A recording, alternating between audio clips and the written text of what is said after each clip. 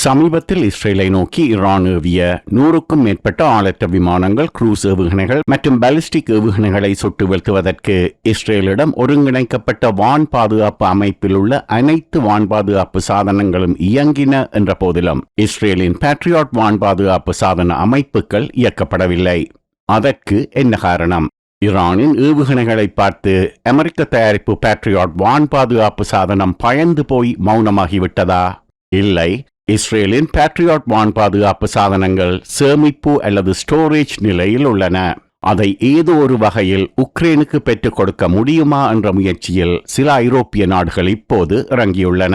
அதற்கு அமெரிக்கா பச்சை கொடி காட்டிவிட்டது என்றும் கூறப்படுகிறது.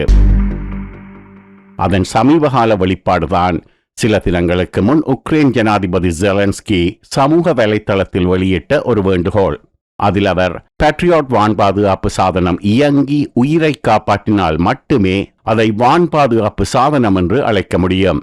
பேட்ரியாட் வான் பாதுகாப்பு சாதனங்கள் எங்காவது ஒரு சேமிப்பு தளத்தில் அசையாமல் படுத்திருப்பதில் என்ன பயன்? அது தனது சொந்த சக்தியை பயன்படுத்தக்கூடிய இடத்தில் இருக்க வேண்டும். நடைமுறையில் வாழ்க்கையை பாதுகாக்க வேலை செய்ய வேண்டும். எங்காவது சேமிப்பு தளங்களில் இருக்கும் பேட்ரியாட்கள் இப்போது உக்ரைனின் கைகளில் இருக்க வேண்டும், உயிர்களை காக்க வேண்டும் என்று குறிப்பிட்டுள்ளார். சரி, உக்ரைன் ஜனாதிபதி ஜெலன்ஸ்கி வேண்டும் என்று கோரும் பேட்ரியாட் வான் பாதுகாப்பு சாதனம் ஈரானிய அச்சுறுத்தல் இருந்தும் ஏன் இஸ்ரேலில் இயக்கப்படாமல் சேமிப்பு தளத்தில் வைக்கப்பட்டுள்ளது? காரணம், இஸ்ரேலுக்கு அதன் எதிரியான ஈரானால் ஏற்படக்கூடிய அச்சுறுத்தலுக்கு பேட்ரியாட்டால் பெரிதாக பயனில்லை. அதைவிட குறைந்த செலவில் இயக்கப்படக்கூடிய வான் பாதுகாப்பு சாதனங்கள் இஸ்ரேலிடம் உள்ளன. பேட்ரியாட் வான் பாதுகாப்பு சாதனங்கள் ஆளற்ற விமானங்கள், குரூஸ் மற்றும் பாலிஸ்டிக் ஏவுகணைகளை தடுக்கக்கூடியவை என்பது உண்மைதான். உக்ரைனில் அவை ஹைப்பர்சானிக் ஏவுகணைகளையும் தடுத்தன. ஆனால் அதற்கு கொடுக்கப்படும் விலை மிக அதிகம். பேட்ரியாட் வான் பாதுகாப்பு சாதனங்களில் இஸ்ரேல் பயன்படுத்தும் ஏவுகணை ரகம் PAC-2 டாக்டிக்கல் TBM, சுருக்கமாக PAC-2 GEM-T. ஒரு ஏவுகணையின் விலை $12 மில்லியன். ஈரானின் $40,000 மதிப்புள்ள ஆளற்ற விமானங்களை வீழ்த்த $12 மில்லியன் செலவு செய்வது சிக்கனமான இஸ்ரேலுக்கு சற்று அதிகம். அப்படியானால் பேட்ரியாட் வான் பாதுகாப்பு சாதனங்களை உக்ரைன் ஏன் கோருகிறது?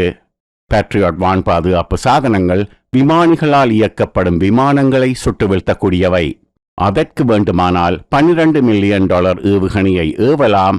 ஆனால் ஈரானிடம் உள்ளது கல் தோன்றி மண் தோன்றா காலத்தில் தோன்றிய விமானங்களை கொண்ட ஒரு விமானப்படை. ஈரானில் 1970களில் மன்னர் ஷா காலத்தில் வாங்கப்பட்ட அமெரிக்க தயாரிப்பு தாக்குதல் விமானங்களை வைத்துக்கொண்டு அவர்கள் இஸ்ரேல் வரை போய் தாக்குதல் நடத்தப் போவதில்லை. உதாரணமாக, ஈரானிய விமானப்படை இப்போது McDonald Douglas F-4 Phantom II விமானங்களை இயக்குகிறது. F-4 விமானங்களின் காலம் போய் இப்போது F-15, F-16, F-35 வரை வந்துவிட்டன. F-4 விமானங்கள் அமெரிக்காவில் அருங்காட்சியகத்தில் உள்ளன. ஆனால் உக்ரைனின் கதை வேறு. ஒரே நாளில் ரஷ்யாவின் 3 சுகோய் Su-34 விமானங்களை பேட்ரியாட் வான் பாதுகாப்பு சாதனங்களை கொண்டு சுட்டு வீழ்த்தினார்கள். இல்லாவிட்டால் அந்த ஒவ்வொரு விமானமும் தினம் ஒன்றுக்கு 12 ஏவுகணைகளை உக்ரைனில் ஏவக்கூடியவை. சரி, அப்படியானால் இஸ்ரேல் எதற்காக பேட்ரியாட் வான் பாதுகாப்பு சாதனங்களை வாங்கியது? அவை ஈரானின் அச்சுறுத்தலுக்காக வாங்கப்படவில்லை. நீண்ட காலத்துக்கு முன் ஈராக்கிலிருந்து சடாம் ஹுசைன் தாக்குதல் நடத்தலாம் என்ற அச்சுறுத்தலுக்காக வாங்கப்பட்டவை. இருப்பினும் இஸ்ரேலிடமிருந்து அவற்றை வாங்கி உக்ரைனுக்கு கொடுக்க ஐரோப்பிய நாடுகள் விரும்பினாலும் இஸ்ரேல் பேட்ரியாட் வான் பாதுகாப்பு சாதனங்களை விடுவிக்க தயாராக இருக்கிறதா என்பது மற்றொரு கேள்வி.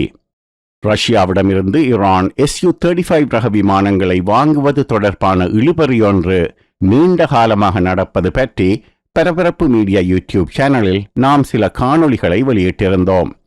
ஒருவேளை ஈரானுக்கு Su-35 விமானங்கள் கிடைத்தால் அப்போது பேட்ரியாட் வான் பாதுகாப்பு சாதனங்கள் இஸ்ரேலுக்கு தேவைப்படலாம். இஸ்ரேலின் ஏரியல் டிஃபென்ஸ் படையின் 138வது பெட்டாலியனின் படைப்பிரிவுதான் ஹிப்ரூ மொழியில் யஹலோம் என்று அழைக்கப்படும் பேட்ரியாட் வான் பாதுகாப்பு சாதனங்களை இயக்க பயிற்சி பெற்றவர்கள். யஹலோம் என்பதன் தமிழ் மொழிபெயர்ப்பு வைரம்.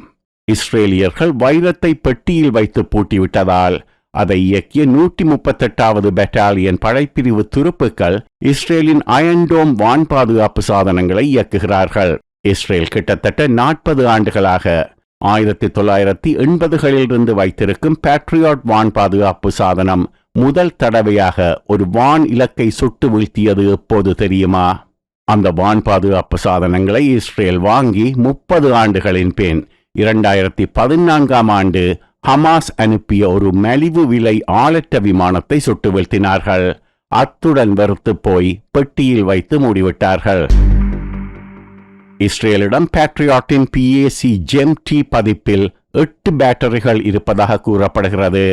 அமெரிக்காவால் வழங்கப்பட்டதை தவிர இஸ்ரேல் ஜெர்மனியிடமிருந்து 4 பேட்டரிகளை பெற்றதாகவும் நம்பப்படுகிறது.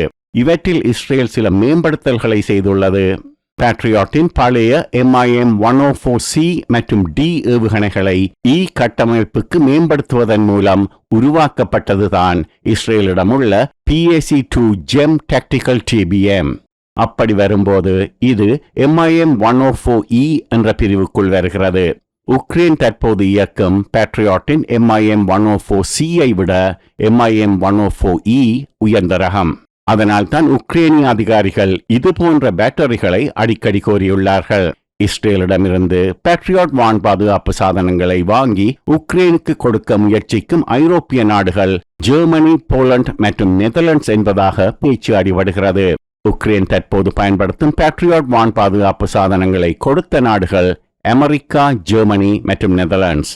உக்ரைன் கிரீஸ் மற்றும் ஸ்பெயினிடம் பேட்ரியாட் அமைப்புகளை கேட்டுள்ளது.